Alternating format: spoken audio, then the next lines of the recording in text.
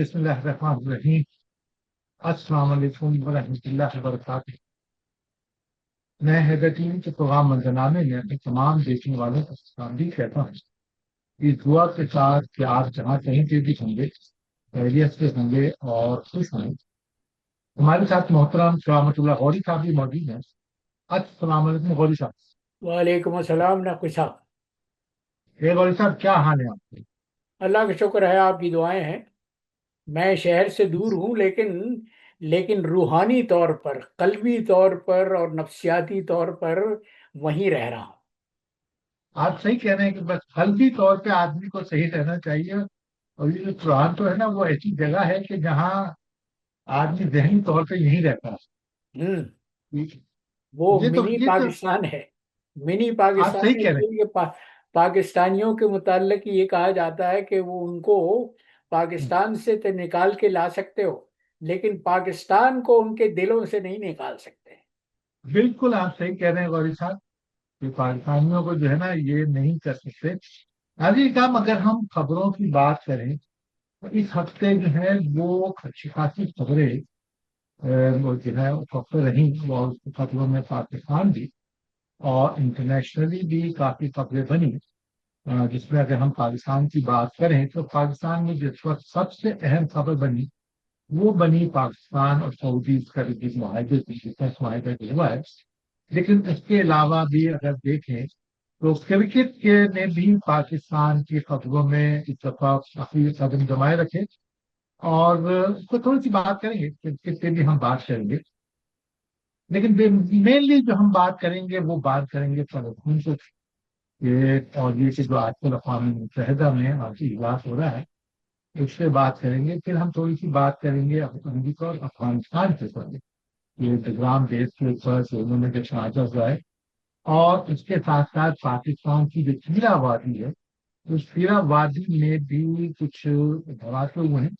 Government کا جو پاکستان تھا وہ تو یہ ہے کہ صاحب وہاں پہ دہشت گرد موجود تھے اور ان کا آپس میں ہی ایک بام بلاسٹ ہو گیا، جبکہ دوسرے لوگوں کا جو کلیم ہے وہ یہ ہے کہ صاحب وہاں پر جہاز ایئر فورس کے جہاز کے ذریعے سے میزائل مارے گئے، اور آج کی جو خبر تھی وہ سوشل میڈیا پہ خبر تھی وہ یہ تھی کہ صاحب میزائل کے کچھ ٹکڑے بھی نہیں گئے۔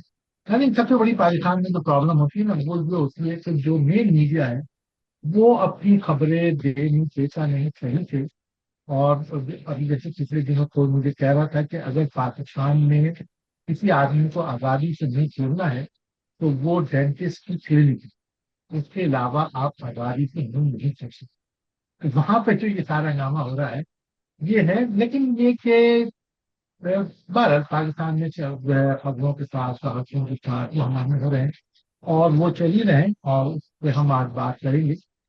بلکہ یہ کہ جو نا جو کچھ بھی کورس کے ہائی کورٹ کے اندر یا کورس کے اندر ہو رہا ہے اس پہ بھی بات کریں، لیکن سب سے پہلے جو میں بات کرنا چاہ رہا تھا آج وہ یہ کہ وہ جو اجلاس ہو رہا ہے ابھی یو این او کا، اور جو نیو یارک میں جو اجلاس ہو رہا ہے نیو یارک میں، ہم اسی میں چاہ رہا تھا کہ تھوڑی سی ہم بات کریں، اور اس میں جو نیو یارک میں ہے اس کو ہم ڈیٹیل میں بات کریں گے۔ لیکن آج بھی وہاں پہ پریزیڈنٹ ٹرمپ صاحب ہیں وہ انہوں نے اس سے خطاب کیا ہے، اور جو پریزیڈنٹ ٹرمپ صاحب کا خطاب ہے بلکہ میں ایسا کرتے ہیں کہ ہم اسی سے شروع کر لیتے ہیں کہ جو پریزیڈنٹ ٹرمپ صاحب کا جو خطاب ہے وہ ہوا کیا ہے کہ اقوام متحدہ کی جنرل اسمبلی کے 80واں اجلاس ہو رہا ہے، اور وہ ستمبر 23 سے ستمبر 29 تک ہوتا ہے، اور اس اجلاس جب ہوتا ہے تو اس میں مختلف بہانے مملکت جو ہیں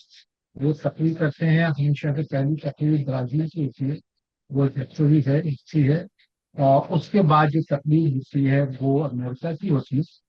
تو اس میں جو ہے آج بھی یہی ہوا کہ سب اس کے بعد جو امریکہ نے تقریر کی تو ٹرمپ صاحب نے جو تقریر کی وہ تقریر کا اگر میں آپ کو اس سے کچھ خاص باتیں بتاؤں، وہ تقریر ایسی تھی کہ جس پہ بہت زیادہ کرٹیسزم بھی ہو رہا ہے، اور جو اس تقریر کے اہم نکات تھے ان میں یہ تھا کہ ٹرمپ نے جو اقوام متحدہ میں تقریر کی ہے اس میں انہوں نے سب سے پہلے تو اقوام متحدہ ہی کو बदनवान आलमी ताकत करार दिया, इसको उन्होंने काफी ज्यादा स्वीकार किया। और ये जो मैं आपको खबर बता रहा हूँ, मैं अभी गार्जियन पढ़ रहा था शाम में, ये उसमें मैं देख रहा था। और उन्होंने कहा है कि बहुत से ममालिक को तरतीब है जो कम वो हमेशा ये बताते रहे अपनी तकरीर में भी कि उन्होंने दुनिया में 7 जंगें रुकवाई हैं और इस अक़वाम मुत्तहिदा कुछ नहीं किया।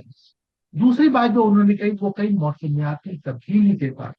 उन्होंने कहा कि मौसमियाती तब्दीली जो है ये दुनिया का सबसे बड़ा फ्रॉड है, और ये जो तोनाई पॉलिसी है वो मीशत के लिए नुकसानदेह है।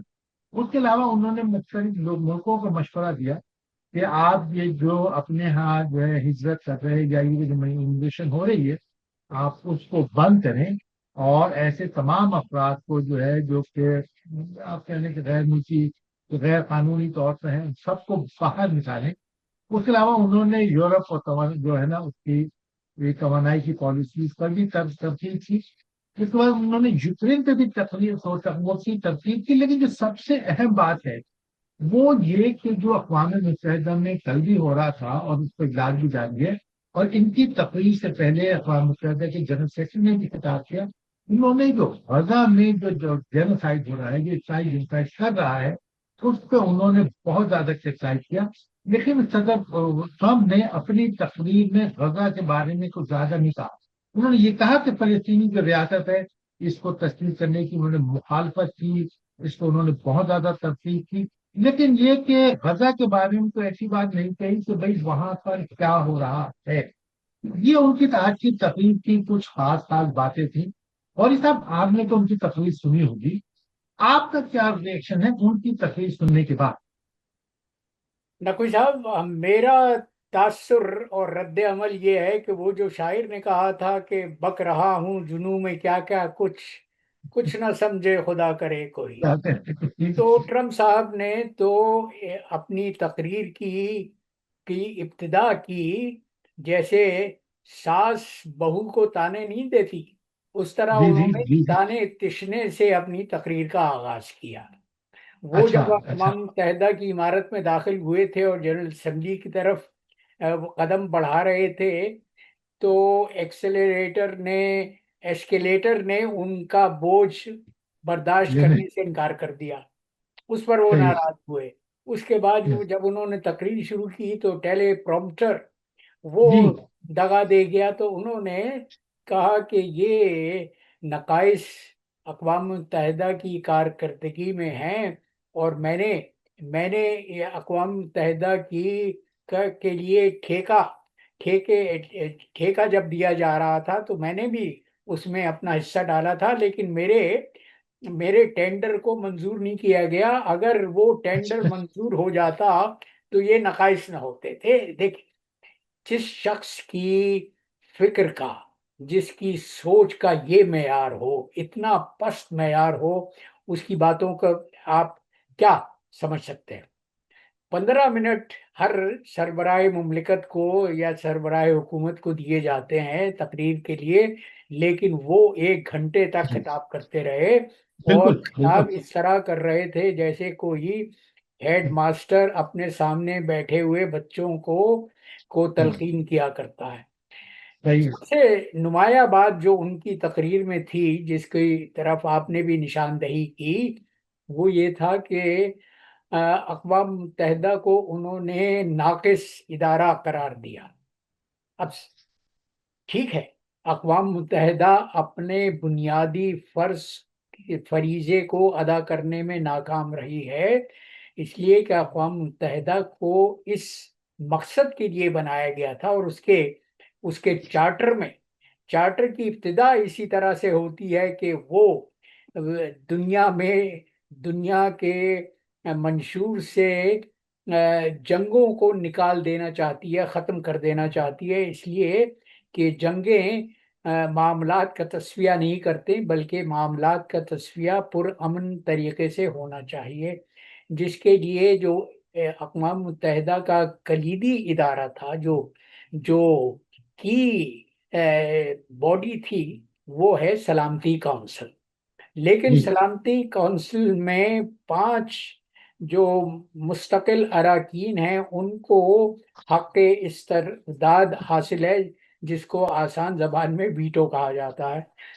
اب یہ ویٹو استعمال کرنے والا، اس ہتھیار کو استعمال کرنے والے ممالک میں جو سر فہرست ہیں وہ ہیں امریکہ اور روس۔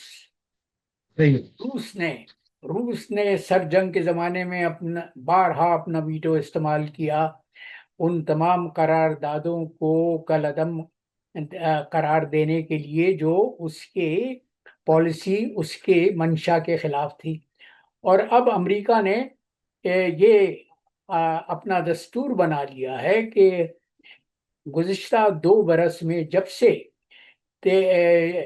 سے 7 اکتوبر 2023 میں غزہ کا مسئلہ شروع ہوا ہے اور غزہ پر اسرائیلی جارحیت کا آغاز ہوا ہے، اس وقت سے لے کر آج تک اقوام متحدہ کی سیکیورٹی کونسل میں، سلامتی کونسل میں، امریکہ نے اپنا ویٹو 6 بار اسرائیل کی حمایت میں استعمال کیا ہے، اور امریکہ واحد ذمہ دار ہے کہ جنگ بندی اسرائیل میں نہیں ہو سکی۔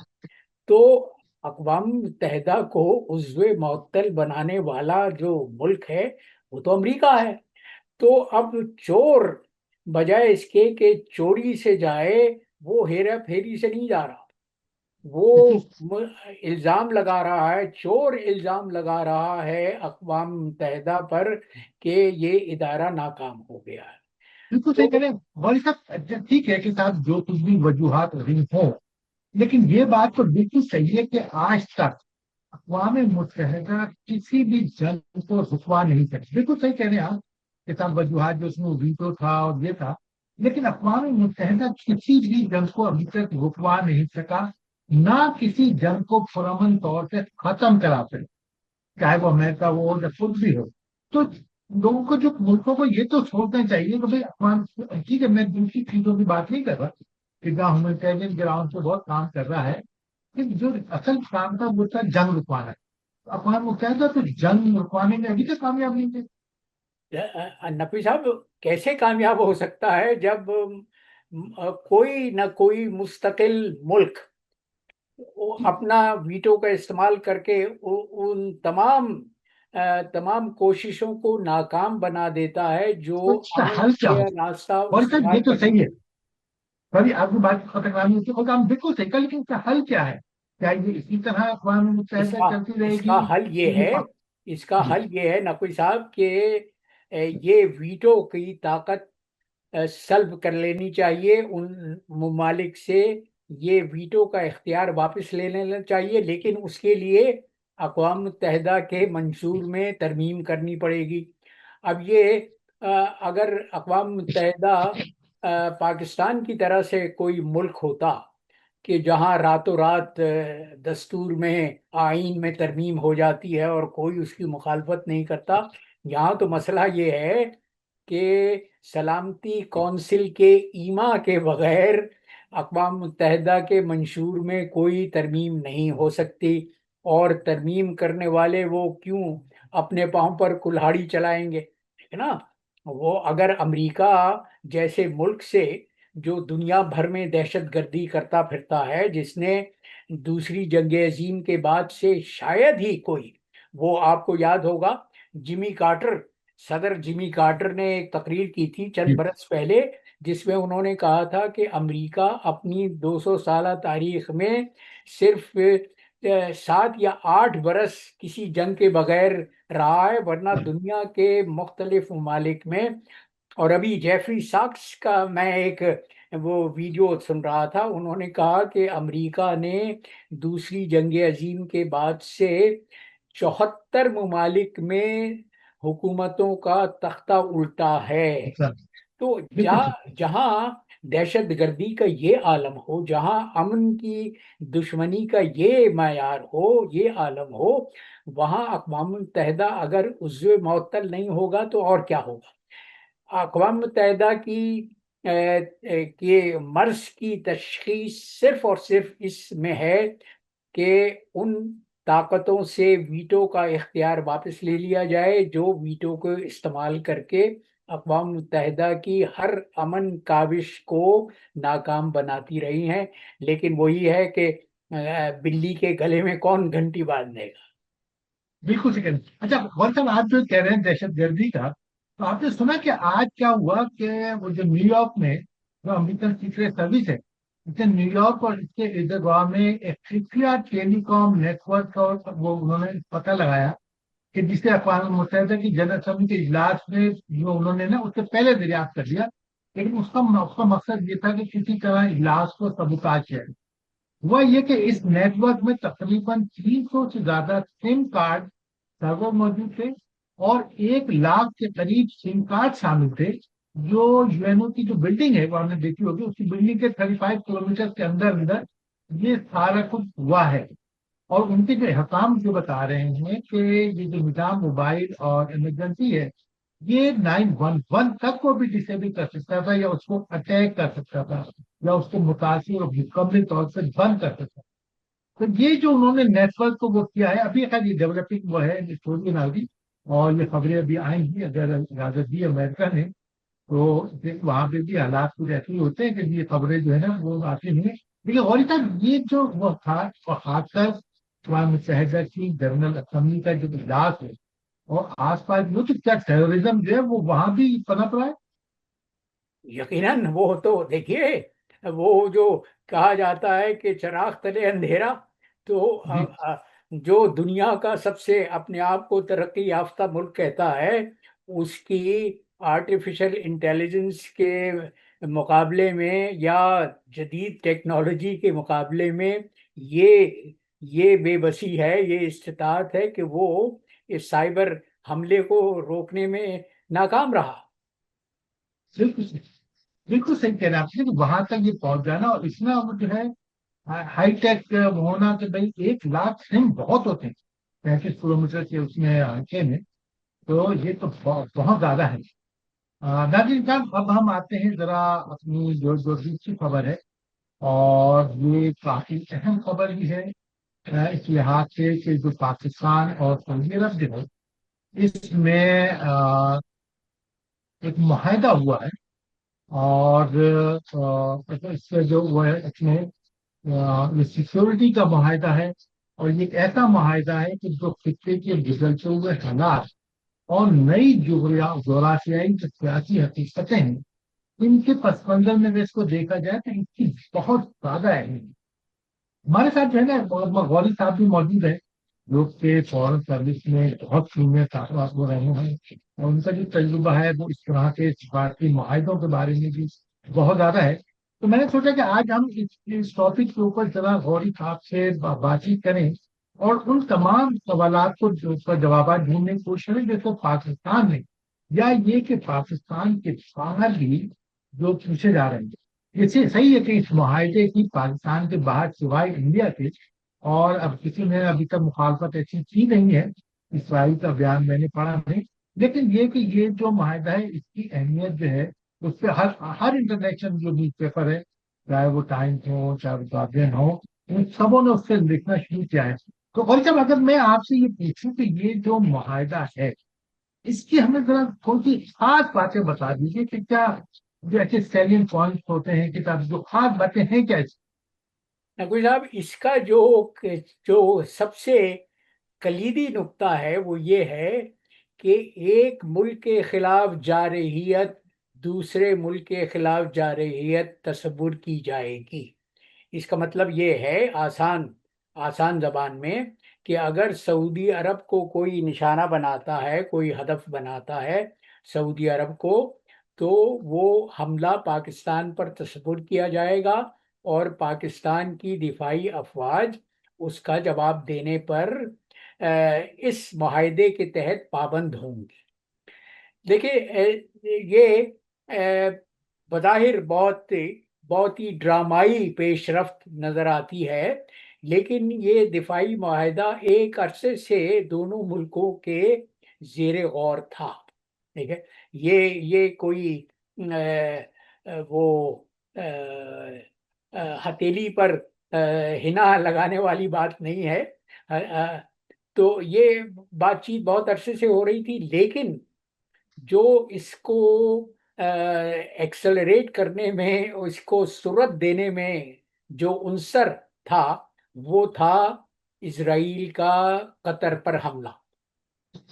قطر پر جو حملہ کیا ہے، اور جس طرح سے امریکہ نے اسرائیل کی کوئی مذمت نہیں کی، کوئی، بلکہ در پردہ اسرائیل کا ساتھ دیا اس کے قطر کی، آپ کو معلوم ہے کہ قطر کی حکومت کو اس وقت مطلع کیا گیا امریکہ کی طرف سے جب وہ میزائل دوحہ کے باہر اس جگہ پر لینڈ کر چکے تھے جس کو اسرائیل نشانہ بنانا چاہتا تھا۔ تو آسان لفظوں میں یہ کہا جا سکتا ہے کہ عرب شیوخ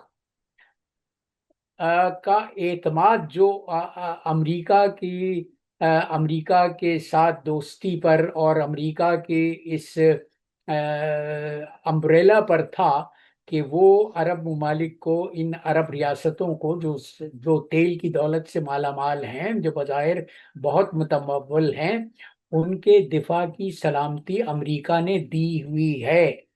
بالکل اور کوئی ملک ایسا نہیں ہے خلیج کا جہاں پہ امریکہ کے اڈے نہ ہو۔ بحری اڈا بہت بڑا بحرین میں ہے، اور سب سے بڑا ہوائی اڈا وہ قطر میں ہے، دوحہ کے باہر۔ تو عرب شیوخ کا جو امریکہ کی سلامتی چھتری پر تھا، وہ اعتماد ہل گیا۔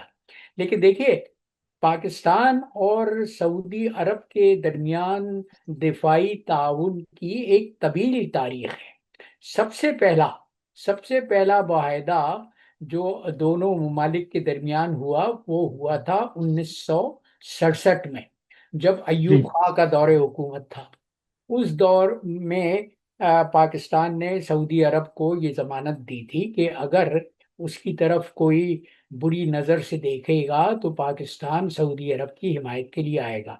پھر ہم نے یہ دیکھا، دنیا نے دیکھا کہ 1979 میں، 1979 پر جب حرم کعبہ پر دہشت گردوں نے جی قبضہ کیا تھا، تو ان دہشت گردوں سے حرم کو پاک کروانے والوں میں پاکستان کے کمانڈوز شامل تھے۔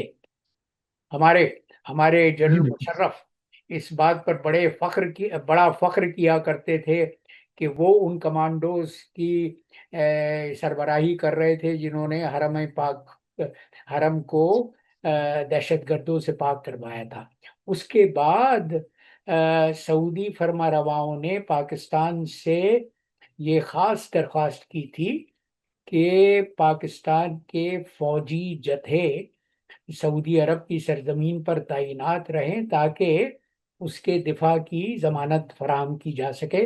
اور ہمارے 2 بریگیڈ، 20,000 ہمارے فوجی برسوں تک سعودی عرب میں تعینات رہے تھے۔ اس کے بعد جب وہ سعودیوں نے یہ مطالبہ کیا، یہ ضیاء الحق کے دور میں، کہ پاکستان کے فوجی دستے عراق کی مدد کریں ایران کے خلاف، تو ضیاء الحق نے انکار کر دیا تھا، اور جس پر سعودیوں نے ناراض ہو کے یہ کہا تھا کہ تم اپنے فوجی دستوں کو یہاں سے بلا لو واپس، اور پاکستان نے بلا لیا تھا۔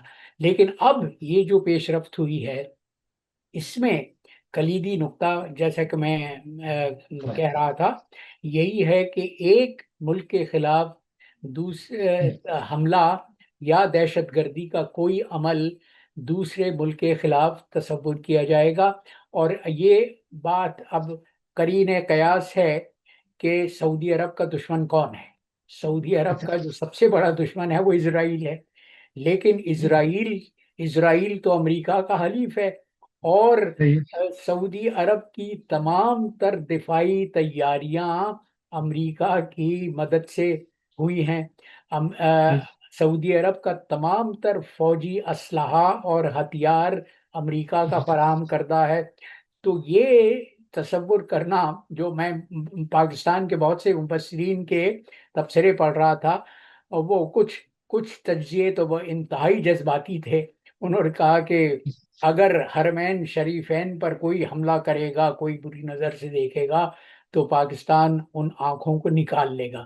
سوال یہ ہے بالکل صحیح کہ پاکستان لیکن کس طرح سے نکالے گا، اس لیے کہ پاکستان کا بھی پاکستان کا بھی دفاعی اسلحہ اب تو، ہاں کچھ تو ہم نے چین کی مدد سے اسلحہ بنایا ہے، لیکن زیادہ تر ہمارے تو ایئر فورس کا اور نیول فورس کا جو دار و مدار ہے وہ امریکہ کے فراہم کردہ ہتھیاروں پر ہے، اسلحہ پر ہے۔ اور امریکہ کا اسلحہ، میں اپنے ناظرین کو یہ بتاتا چلوں کہ امریکہ کا اسلحہ، جو ہتھیار جو دیے جاتے ہیں ہم جیسے ممالک کو، ان میں یہ احتیاط برتی جاتی ہے کہ امریکہ اگر چاہے تو اس ٹیکنالوجی کو معوف کر سکتا ہے، مفلوج کر سکتا ہے، جس ٹیکنالوجی کی بنیاد پر یہ آج کے جدید ہتھیار اور اسلحہ چلتے ہیں۔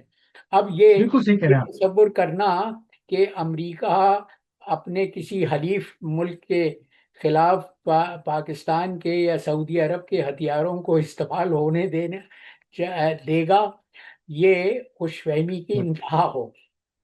افغان صاحب صحیح کہہ رہے ہیں کہ مجھے یاد ہے 1990s میں جب عراق کی جنگ ہو رہی تھی، اور عراق نے جب فرانس کے طیارے یا فرانس کا ترمیم کرنے کی کوشش کی تھی، تو اس وقت کچھ خبریں آئی تھی کہ ساتھ لوگ جو ہے نا، کہ شاید امریکہ نے فرانس سے کہا ہے کہ صاحب اس کو ڈسیبل کر دو، یہ کر دو۔ لیکن افغان صاحب جو مین طلب بات ہے، جو آج کل پاکستان میں بہت زیادہ لوگ سوال کر رہے ہیں، اور میرے خیال سے ابھی تک اس کا کوئی، میں نے تو کم سے کم نہیں دیکھا کہ کچھ سیٹسفیکٹری جواب ملا ہو، کہ اگر ہم دیکھیں تو سعودی عرب کا جو مخالفت اگر ہے اس وقت، یقیناً ایک تو اسرائیل کے ساتھ ہے، پھر یہ کہ ان کے جو تعلقات ہیں وہ یمن کے ساتھ نہیں ہیں، دوسری طرف جو ان کے تعلقات ہیں وہ ایران کے ساتھ ہیں، جو اب بہتری کی طرف جا رہے ہیں، لیکن وہ نہیں۔ تو اگر دیکھا جائے ایک طرح سے، تو سعودی عرب کو اگر جو خطرہ ہو سکتا ہے وہ اسرائیل، یمن اور ایران سے۔ دوسری طرف اگر پاکستان کو دیکھا جائے تو پاکستان کا اگلی دشمن تو انڈیا ہے، اس کے بعد تھوڑی بہت جو پاکستان کے ساتھ چیز ہوتی رہتی ہے وہ ہے افغانستان۔ انڈیا کی اگر ہم بات کریں تو سعودی عرب نے تو کمٹ کیا ہوا ہے کہ $100 بلین کی جو انویسٹمنٹ ہے وہ سعودی عرب جو ہے وہ انڈیا میں کرے گا۔ پھر یہ کہ جو انڈیا کا جو انفلوئنس ہے وہ بھی کوئی، میں شاید میرے خیال سے کہ $70 بلین کی ٹریڈ ہے آپس میں ایک دوسرے ملکوں میں، اگر میری یادداشت صحیح جواب کام کر رہی ہے، کہ 70 بلین کی ہے شاید۔ تو ایسے موقع پہ اگر انڈیا پاکستان پہ اٹیک کرے گا، یا سپوز کر لیں ایک یہ وہ ٹھیک ہے کہ صاحب یہ اس کے وہ نہیں ہے، پاسبلٹیز نہیں ہے، لیکن اگر سپوز کریں کہ کوئی اسلامک کنٹری ایران یا یمن سعودی عرب پہ حملہ کرے گا، تو پھر ان دونوں ملکوں کی کیا سچویشن ہو؟ نہیں، انتہائی نازک صورتحال ہوگی پاکستان کے لیے خاص طور پہ، اس لیے کہ یہ تصور کرنا کہ سعودی عرب اگر بفرض محال اگر ہندوستان پاکستان پر حملہ کرتا ہے، تو یہ سوچنا، یہ تصور کرنا کہ سعودی عرب کے فوجی دستے پاکستان کی مدد کے لیے آئیں گے، یہ خام خیالی ہے۔ ہمارے ہمارے جو آہ، مخ- مالک و مختار ہیں، اپنے آپ کو سمجھتے ہیں، ان کا ان کا خیال یہ ہے کہ سعودی عرب سے دولت کی ریل پیل شروع ہو جائے گی پاکستان کے لیے، اور ہمارے جرنیلوں کی جو سب سے بڑی کمزوری ہے وہ تو آپ جانتے ہیں کہ وہ مال و منال ہے۔ تو ان کے لیے جو سب سے زیادہ کارگر نقطہ ہے وہ یہ ہے کہ سعودی عرب کے دولت اور پاکستان کی دفاعی قوت، وہ ساتھ مل کے ہر ممکن حملے کا دفاع کریں گے۔ لیکن آپ نے جو جو مف جو پاسبل سینیریوز پیش کیے ہیں، دیکھیے، ان کے ان کے پس منظر میں یہ فیصلہ کرنا پاکستان کے لیے بہت مشکل ہوگا کہ اب وہ سعودی عرب کا کس طرح سے ساتھ دے سکے گا، اور سعودی عرب کس طرح سے پاکستان کی مدد کر سکے گا۔ اب دیکھیے، یہاں تو مسئلہ جو دونوں ممالک کے لیے ہے، اور یہ تصور کرنا کہ یہ معاہدہ امریکہ کی رضامندی کے بغیر ہوا ہے، یہ میرے خیال سے بہت زیادہ خوش فہمی کی بات ہوگی۔ امریکہ کی آشیرواد دونوں ممالک کو حاصل ہے، اور امریکہ کا تو اب ایجنڈا سمجھ میں آ رہا ہے۔ اس لیے کہ یہ معاہدہ ہوا پاکستان اور سعودی عرب کا معاہدہ ہوا ہے 17 ستمبر کو، اور جی اس کے اگلے روز ہی ٹرمپ نے یہ نعرہ مستانہ لگا دیا کہ ان کو باگرام کا ہوائی اڈہ واپس چلیے. چاہیے۔ اب ان کو واپس کیوں چاہیے؟ اول تو جو جو معاہدہ 2020 میں ہوا تھا، اور جس کے تحت امریکہ کی فوجیں بظاہر اپنا رسوائی سے بچ کر افغانستان کی سرزمین سے نکلی تھیں، اس معاہدے کے تحت، اور وہ معاہدہ ہوا تھا دوحہ قطر میں، اور پاکستان کی صلاح، پاکستان کی مصالحت کاری اس میں شامل تھی۔ اس معاہدے میں کے مطابق صاف الفاظ میں امریکہ کو کوئی حق نہیں پہنچتا کہ وہ باگرام کے ہوائی اڈے کی واپسی کا مطالبہ کر سکے۔ اور طالبان غیرت مند لوگ ہیں نقوی صاحب۔ افغانستان کی تاریخ تو یہ ہے کہ افغانستان کے متعلق، بلکہ وہ ایک امریکی اسکالر نے تو ایک کتاب لکھی ہوئی ہے، صحیح کہہ رہے افغانستان ہیں گریو یارڈ آف ایمپائرس۔ تو آپ. میں اچھا. آج ہی کسی پروگرام میں یہ کہہ رہا تھا کہ افغانستان کی تاریخ یہ ہے کہ اس نے سکندر اعظم سے لے کے ٹرمپ تک ہر حملہ آور کو رسوا کر کے اپنے سرزمین سے نکالا۔ اچھا غوری صاحب، امریکہ نے جو بغرام کی بات کی، ہم اس کی بات کریں تو انہوں نے جو تعویل دی وہ یہ کے ساتھ جو چائنا کے جو نیوکلیر ویپنز ہیں وہ جو ہے وہ یہاں سے بہت قریب ہیں. اسی پہ اس پہ بی بی سی نے ایک رپورٹ شائع کی کہ جو چائنا کے نیوکلیر ویپنز ہیں وہ بغرام سے کچھ 1000 کلومیٹر تو دور ہیں. اس کا وہ مطلب تو یہ کہ وہ تو یہ. اصل میں سنکیانگ میں ہے، اور جی جی. سنکیانگ افغانستان سے ہزاروں میل دور ہے۔ بالکل صحیح. تو غوری صاحب کیا وجہ کیا ہے کہ یہ اتنا، مگر ٹرمپ صاحب نے دھمکی دے دی افغانستان کو. ٹھیک ہے کہ افغانستان نے اس کے برابر میں ٹیک کو ٹیک کیا، لیکن تو کیا کچھ سمجھ میں آتا ہے کہ کیا وجہ یہ بلگرام پہ آنا چاہ رہے ہیں؟ نہیں، وہ باگرام میں آ کے بیٹھنا چاہتے ہیں چین کی وجہ سے نہیں، جی. بلکہ پاکستان اور ایران کی وجہ سے۔ دیکھیے، پاکستان کے جوہری اثاثے یقیناً افغانستان اور باگرام کی ایئر بیس سے 1 گھنٹے کے مسافت پر ہیں، اور وہاں جو باگرام میں وہ ٹرمپ جانا چاہتا ہے، وہ تو صرف اور صرف اس کی سب سے بڑی وجہ یہ ہے کہ ایران پر وہاں سے دباؤ ڈالا جا سکے گا۔ تو یہ افغان کوئی بیوقوف نہیں ہے، احمق نہیں ہے، وہ سمجھتے ہیں کہ ٹرمپ کے پیش نظر کیا مصلحت ہے، اور وہ اچھا. اس مصلحت کا شکار نہیں ہونا چاہتے۔ صحیح ہے. اچھا غوری صاحب، ہم ذرا پھر تھوڑا سا سعودی عرب معاہدے پہ چلے جاتے ہیں. مجھے یہ بتائیے کہ اس معاہدے میں خالی ڈیفینس ہی تو نہیں ہے. اس معاہدے میں جو دوسری چیزوں کی شراکت بھی ہے، تو یہ پاسبلٹیز کتنی ہیں کہ سعودی عرب کو لے کے پاکستان میں انویسٹمنٹ کرے گا؟ یا جیسے پاکستان میں ریفائنری ہے، وہ عمران خان کے زمانے سے سعودی عرب کہہ رہا ہے کہ کریں گے. تو پاکستان کی معیشت کی بحالی میں کیا یہ معاہدہ کام کر سکتا ہے؟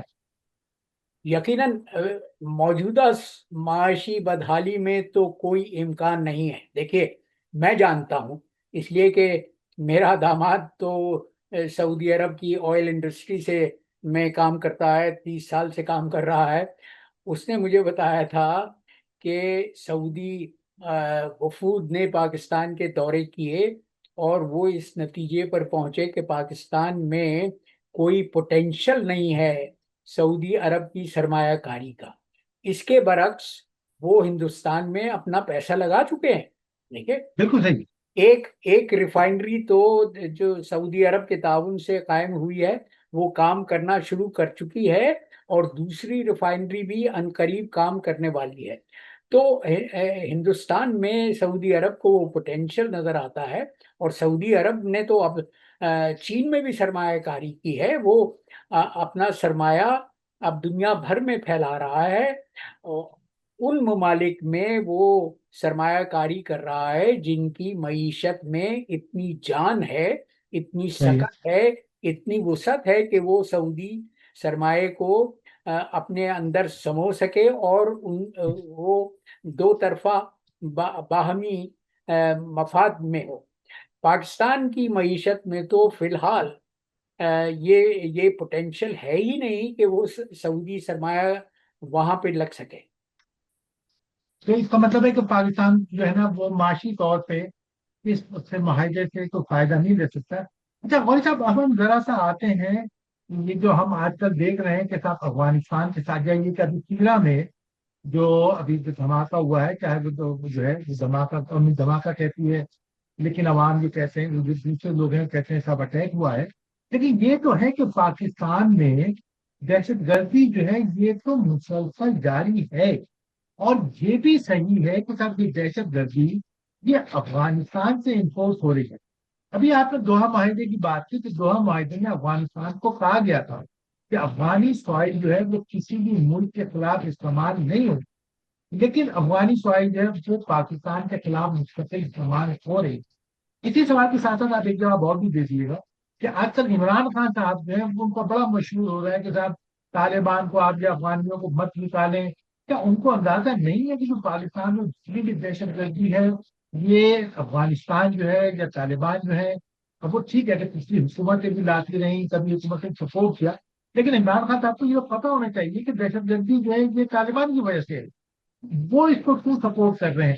تو ان دونوں سوالوں کا جواب آپ ایک ساتھ ہی دے دیجیے۔ نقوی صاحب دیکھیے، یہ پاکستان کی حکومت یہ الزام لگاتی ہے کہ دہشت گردوں کی پناہ گاہیں افغانستان کی سرزمین پر ہیں، اور ان کمی گاہوں سے، ان پناہ گاہوں سے وہ نکل کے پاکستان پر حملہ کرتے ہیں، پاکستان میں دہشت گردی کی کارروائیاں کرتے ہیں۔ افغان طالبان حکومت اس سے منکر ہے، وہ انکار کرتے ہیں کہ ان کی سرزمین پر ان دہشت گردوں کو پناہ دی گئی ہے جو پاکستان کی حاکمیت یا پاکستان کے استحکام کے خلاف ہیں۔ ان کا یہ کہنا ہے کہ یہ دہشت گرد پاکستان کی سرزمین پر ہیں اور وہیں سے کارروائیاں کرتے ہیں۔ اب یہ ایک طرح سے آپ یہ نتیجہ اخذ کر سکتے ہیں کہ ہماری دفاعی تنظیمیں ناکام رہی ہیں اس بنیادی فریضے میں کہ وہ اپنی سرزمین کو دہشت گردوں سے پاک کر سکیں، اور اس کی سب سے بڑی وجہ یہ ہے کہ ان کی تمام تر توجہ تو سیاست پر مرکوز ہے۔ وہ تو ملک کے داخلی نظام اور سیاست میں اپنے آپ کو سب سے بڑا سب سے بڑا فریق شمار کرتے ہیں، اور لہذا ان کی توجہ کا مرکز اور ان کی فکر کا منبع وہ پاکستان کی سیاست پر ہے۔ پاکستان میں ان کے جو تجارتی مفادات ہیں، جو کاروباری مفادات ہیں، جو ان صنعتیں وہ چلاتے ہیں، ان پر ان کی توجہ ہے۔ وہ اپنے اس بنیادی فریضے میں ناکام رہے ہیں کہ پاکستان کی سرزمین کو دہشت گردوں سے پاک کر سکے۔ اور دیکھیے، یہ جو تازہ ترین واردات ہوئی ہے، یہ جو تازہ ترین پیش رفت ہوئی ہے، جس میں خیبر پختونخوا کے عوام نے اور قبائل نے یہ احتجاج کیا ہے کہ تیرا کی وادی میں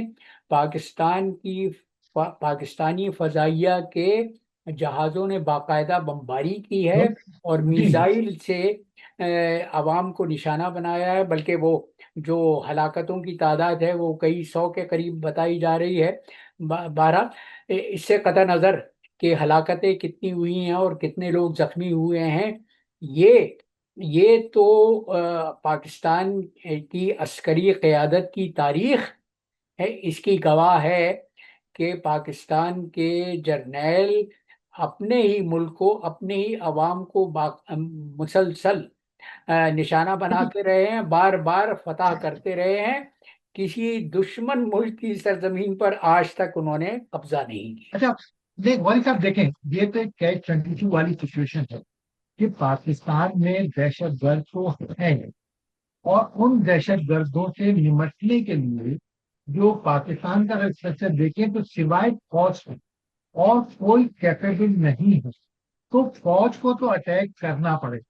اب اگر میں تھوڑا سا اپنا وہ سمجھے کروں کہ اگر یہ اصل یہ دہشت گرد جو ہیں یہ رہتے ہیں عوام میں مل کے، تو یقیناً اگر ان کو کسی طرح سے وہاں سے eliminate کیا جائے گا تو اس میں کچھ تھوڑا سا کولیٹرل ڈیمیج تو ہوگا، لیکن یہ ہے کہ صاحب اتنا بڑا کولیٹرل ڈیمیج یہ صحیح ہے کہ یہ اس کیچ 22 کی سچویشن کو کہ اگر فوج حملہ کرتی ہے کوئی کولیٹرل ڈیمیج ہوتا ہے تو اس سے ادب ہنگامہ ہو جاتا ہے، حملہ نہ کرے یا اس کو نہ جا کے جو اس کو دہشت گردوں کو مارے تو اس کو وہ دہشت گرد جو ہے وہ تو مسلسل پھیلتے چلے جائے۔ نقوی صاحب، مسئلہ یہ ہے کہ جی فوج نے اپنے آپ کو سیاست میں جو بری طرح سے ملوث کیا ہے، اس کی وجہ سے فوج کی ساکھ متاثر ہوئی ہے اور بہت بری طرح سے متاثر ہوئی ہے۔ دیکھیے، یہ وہ قوم ہے جو اپنی افواج کی پرستش کیا کرتی تھی، صحیح، لیکن بالکل ٹھیک ہے، بالکل۔ لیکن جرنیلوں کے رویے نے عوام کو مجبور کر دیا کہ وہ اپنی جو محبت ہے اس پر جی نظر ثانی کریں اور واقعات کے تناظر میں حقائق کا جائزہ لیں، اور اب فوج کے کردار کا وہ تعین کریں جو آج کل وہ کر رہے ہیں۔ آپ بالکل صحیح کہہ رہے ہیں کہ صاحب یہ تو ہے۔ اور جب آپ اپنے ہم اپنے آپ کے خطے کی طرف آنے سے پہلے ایک تھوڑی سی بات تھی کہ جو مجھے بہت زیادہ جو ہے نا ڈسٹرب ہوئی تھی، وہ یہ تھی کہ پاکستان میں جو اس وقت اور کہنے لگے سب ایک اخلاقی اقدار ہوتی ہے، وہ ہے نا وہ رواداری ہوتی ہے، وہ بالکل نہیں۔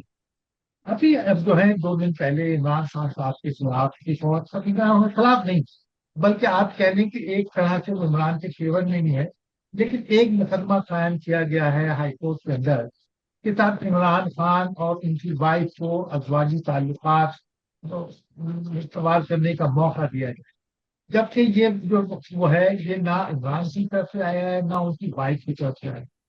اب میں تو یہی سمجھ رہا تھا کہ صاحب اس طرح کی کوئی پوزیشن آئے گی وہ عدالت جو ہے وہ اس کو پھینک دے گی، لیکن آج میں سن رہا تھا کہ صاحب عدالت نے اس کو انٹرٹین کرنے کی وہ کی ہے، نوٹسز جاری کر دی ہیں۔ اب یہ جو چیزیں ہیں یہ ایک ایسی چیزیں ہیں کہ جو معاشرے کو اور زیادہ تباہ کر رہی ہیں۔ اس کا مقصد سبوں کو پتا ہے کہ صاحب اس طرح کے جو مقدمات ہیں اس کا مقصد کیا ہوتا ہے، لیکن عدالت کو چاہیے ایسے مقدمات کو پھینکے ہوتا ہے۔ نقوی صاحب، المیہ سب سے بڑا پاکستانی قوم کا یہ ہے کہ پاکستان کی عدلیہ نے اپنے اپنے کرتوت سے اپنے آپ کو ایک مذاق کی صورت میں پیش کر دیا ہے۔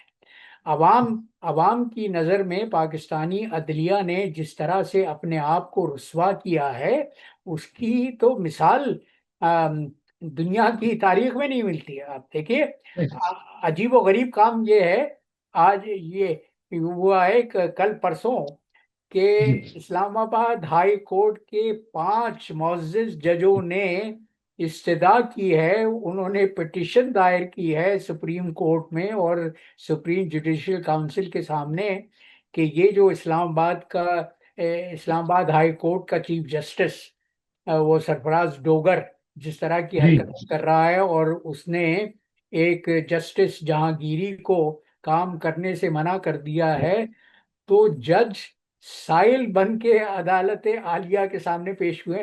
یہ میرے خیال سے عدلیہ کی تاریخ میں اپنی نوعیت کی انوکھی مثال ہے کہ جج سائل بن کے عدالت کے سامنے پیش ہوئے۔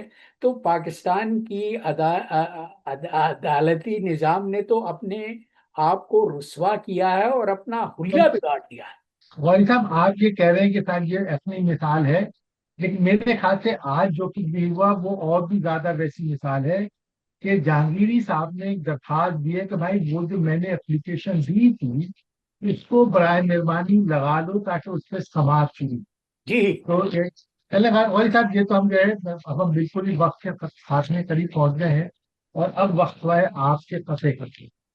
نقوی آج کا صاحب، یہ قطعہ جو ہے آج کا قطع اسی معاہدے، دفاعی معاہدے کے پس منظر میں ہے جو سعودی عرب اور پاکستان کے مابین ہوا ہے۔ تو میں نے یہ کہا ہے کہ حرم سے دیر کا رشتہ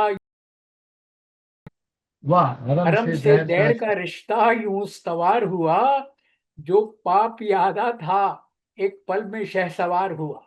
वाह जो वाह ख्वाब सुभान में अल्लाह। आता था एक पल में शहसवार हुआ, शिकारी लाख पुराने सही पर जाल नए, वाह शिकारी लाख पुराने सही पर जाल नए, अब उनकी शोभदाबाजी पे एतबार हुआ, वाह अब सुभान उनकी अल्लाह सुभान शोभदाबाजी पे अल्लाह। एतबार हुआ। नहीं काकराजी ने कहा कि जो माहिदा है, ये कम से कम एक चीज तो है कि पाकिस्तान को अब जरा सा इस्लाम आजम ने सर उठा के चलने की मौका मिल रहा है, जो अल्लाह मौका देता है। और जो मेरे ख्याल से जहाँ सब कुछ है, वहाँ वो जो मई में जंग हुई थी कि जिसमें पाकिस्तान ने इंडिया को नासिक नहीं करवा दिए थे, ये पाकिस्तानी फौज का एक बहुत बड़ा काम है। और जो मेरे ख्याल से माहिदे जो है, ये उसकी वजह से हुए हैं। आगे भी हम देखते रहेंगे कि और शायद दूसरे ममालिक भी शायद इस माहिदे में आए।